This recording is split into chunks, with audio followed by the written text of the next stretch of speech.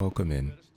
If you're new here, Off Camera is a series where we take control of the game's camera and use it to explore things that are out of bounds, see scenes from different angles, and occasionally find a few secrets. And sometimes we even end up breaking the game. Today, we're going to be taking a look at the opening sequences of Resident Evil 7 and Jack Baker. I know some of you have been asking for this RE7 episode for a while now, and my apologies for taking so long. I recently moved and I ran into a couple of issues while trying to get footage for this game, which I'll get into later in the video. If you enjoyed this video, consider giving it a like and let me know in the comments below if you want to see the rest of RE7. As always, I'll be popping in throughout the video to provide some explanation to things going on. I hope you enjoy.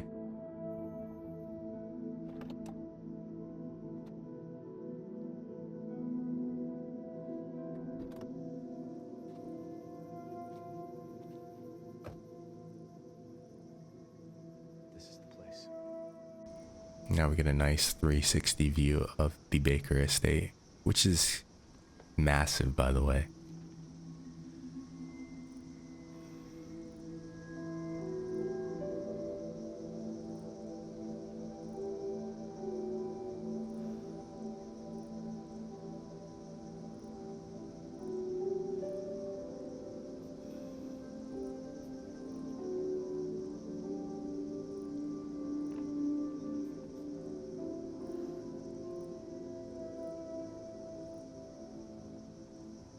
Here on the way to the guest house, we can see Jack disappear straight into the wall, which I thought was pretty funny.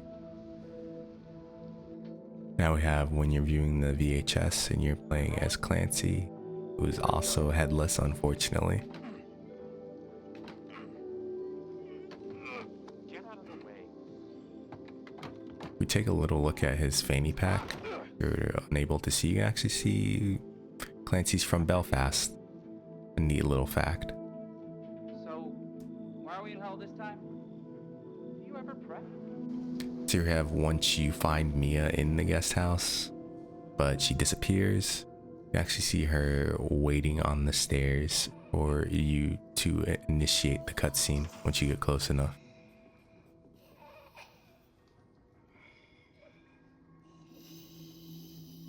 Just very creepy seeing her like this up close.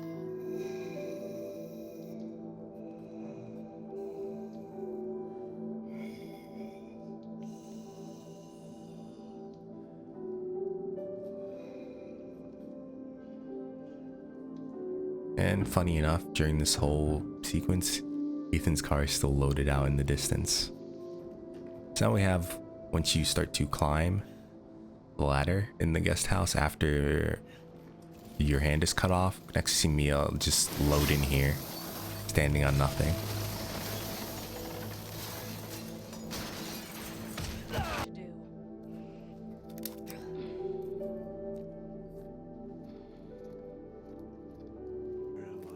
Now we'll have a unique view of the dinner scene.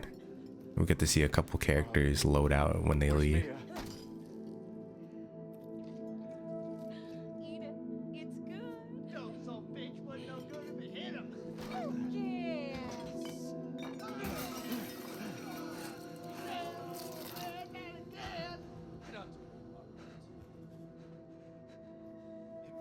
eat. He got to make his supper. Come here, boy.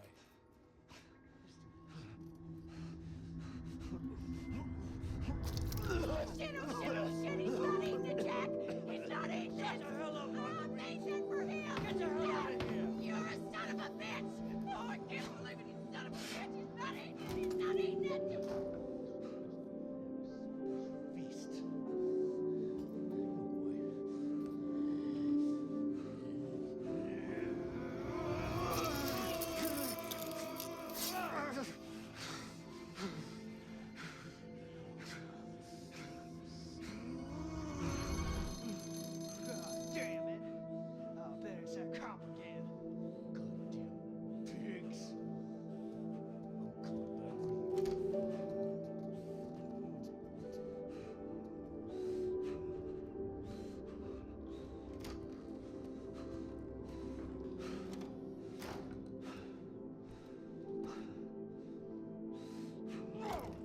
So if you haven't noticed by now, Dinner was done? when I said I was having some issues recording this, I gotta get on this.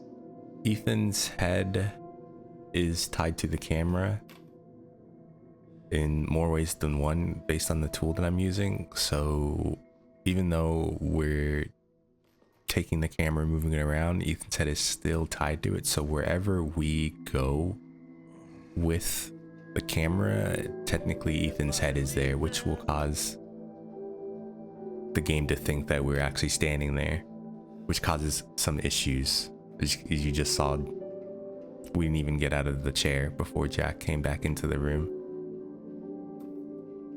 And which makes it a little awkward to film cutscenes in the third person, because even though we are taking the camera out, it will still react. So if we get hit, the camera will shake as if it was still attached to Ethan's head. So filming some scenes could get awkward. So here we have Jack walking around. Currently we're in the safe room.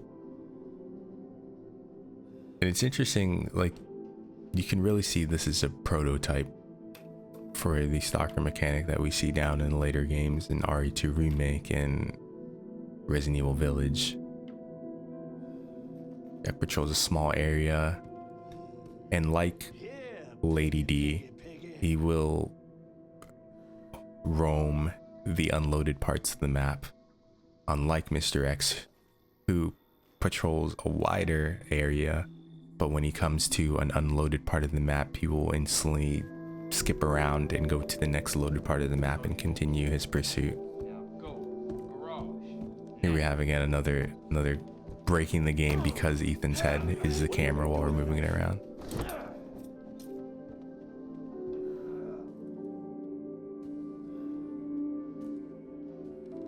Here we have another view of Jack. And right now, as Ethan, we're downstairs in the shotgun puzzle room.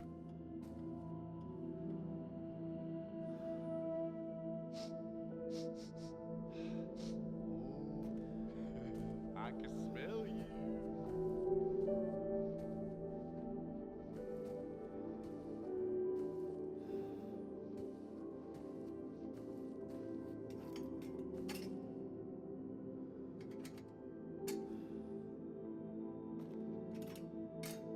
Now, I'm not sure, because of the way that this tool works, I did notice Jack stops and turns around a lot,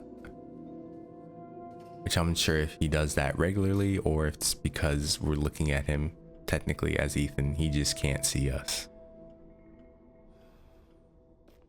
Even though his AI knows that we're there.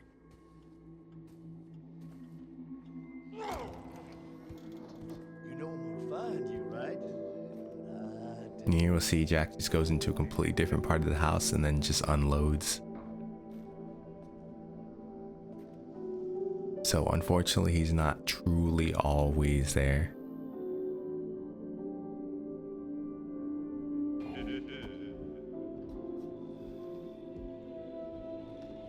Here we have Jack and Ethan closer together.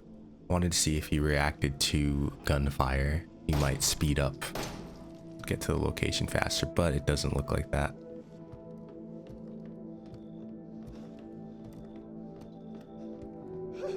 This is all too fun.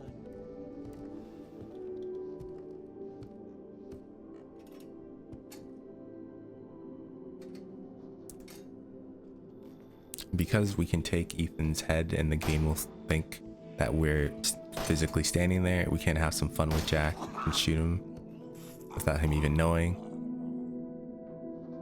which will lead to some interesting things that I want to try and test later on. I make another video about RE7. So if you did enjoy this, please let me know. I hope you all have a wonderful day.